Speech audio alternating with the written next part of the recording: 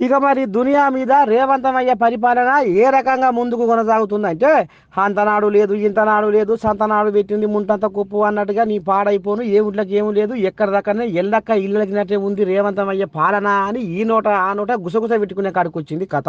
ఆఖరికొస్తారు కల్లా సొంత గడ్డ మాతృభూమి జన్మనిచ్చిన జన్మభూమి దగ్గరనే కొండాపల్లి, ఆ కొండారెడ్డిపల్లి కానీ ఓ అమ్మ రేవంతమయ్య గాలి మొత్తం దుమ్ము దుమారం అయిపోతుందిలా. ఇక మరి రేవంతమయ్య ఏం చేస్తుండు, ఎక్కడి కథ, ఏం రాజ్యం తెస్తామన్నాడు, ఇప్పుడు ఏం రాజ్యం తెచ్చిండు, అసలు ఏం నడుస్తుంది, ఏం నడిపిస్తుండు, ఎటువంటి సంగతి, ఏ రకంగా ఆడి తప్పిండు, పలికి బొంకిండు, ఏం జరుగుతుంది అన్న కథ మాత్రం అంతా బయట పెడుతుంటే మహిళా జర్నలిస్టుల మీద దాడికి సిద్ధమయ్యారట రేవంతమయ్య అనుచరులు. ఇక చూడు నీ దండం పెడితే మూత మోగుతుంది పంచాది.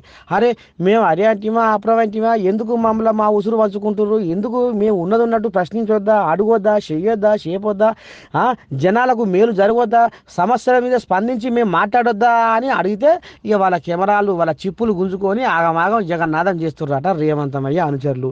ఇక మరి రేపు మరి ఇంకా ఎన్ని తీట పంచాయతీలు మోపైతే కానీ ఇప్పటికైతే రేవంతమయ్య అనుచరులు మాత్రం మంది నోళ్ళ పడుతుర్రులా.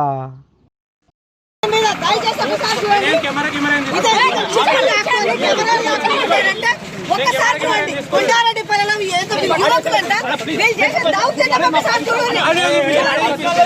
లేని జర్నలిస్ట్ మీద చిక్కులు లాక్కొని ఇవ్వడానికి